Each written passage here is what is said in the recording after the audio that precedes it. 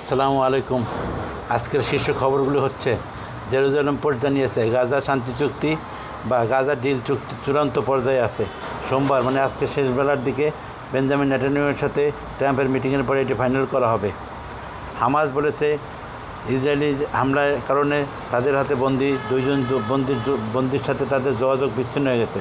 হয় তারা মারা গেছেন, হয়তো আহত হয়ে কোথাও পড়ে আছেন।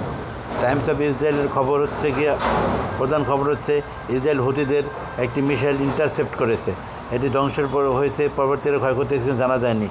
ট্রাম্পের গাজা ডিল ফাইনাল এই বিষয়ে টাইমস অফ ইসরায়েল আরেকটা রিপোর্ট করেছে। টাইমস অফ ইসরায়েল আরেকটা রিপোর্টে বলছে, পশ্চিম তীরে নাবলুস শহরে ফিলিস্তিন স্নাইপারদের গুলিতে তাদের একজন সার্জন নিহত হয়েছেন। আরব নিউজ জানিয়েছে জাতিসংঘ প্রতি এখন মানুষের বিশ্বাস কমে গেছে। আরব নিউজ আরেকটি রিপোর্টে জানা গেছে যে পরমাণু বিষয়ে ইরানের উপর যে অবরোধ আরোপ করেছে, সেখানে অবরোধের কারণে ইরানের ব্যাপকভাবে অনেক কিছু নিষেধাজ্ঞা জারি হচ্ছে। সৌদি পত্রিকামন্ত্রী প্রিন্স তুর্কি বলেছেন, উপসাগরীয় দেশগুলির নিরাপত্তা হুমকির মুখে পড়েছে। আরব নিউজ আরেকটি খবরে জানিয়েছেন, এরদোগান বলেছেন স্পেনের প্রধানমন্ত্রীকে গাজামুখী যে ত্রাণবহর সেখানে তুরস্ক সহযোগিতা করবে।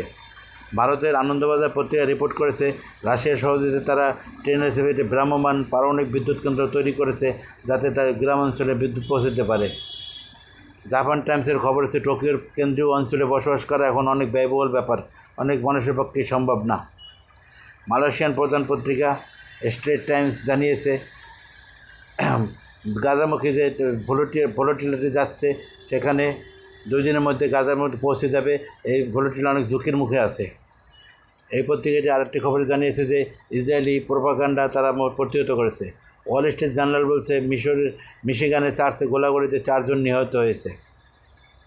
পেন্টাগনের শীর্ষ কর্মকর্তাদের সাথে ট্রাম্প মিটিং করেছেন। আল জাজিরা জানিয়েছে, ইরানি জনগণ অবরোধের ব্যাপারে খুব চিন্তিত আছে, অবরোধে তারা আর্থিকভাবে অনেক ক্ষতিগ্রস্ত হতে পারে। তেহরান টাইমস জানিয়েছে, জার্মান সরকারের বিরুদ্ধে ক্ষেপে গিয়েছে, সরকারের বিরুদ্ধে গাজায় ইসরায়েলি কসাইদের সহায়তা করতেছে। ইরানি একজন জেনারেল বলেছেন পাকিস্তান সৌদি চুক্তিতে ইরানের অংশগ্রহণ করা উচিত। বাংলাদেশ যুগান্তর পত্রিকা রিপোর্ট করেছে, দুর্গাপূজায় সব ধরনের নিরাপত্তা দেওয়া হয়েছে, শুধুমাত্র পার্শ্ববর্তী দেশ এবং সাবেক ফ্যাসিস্টরা নিরাপত্তা ঝুঁকি তৈরি করছে। আসসালামু আলাইকুম।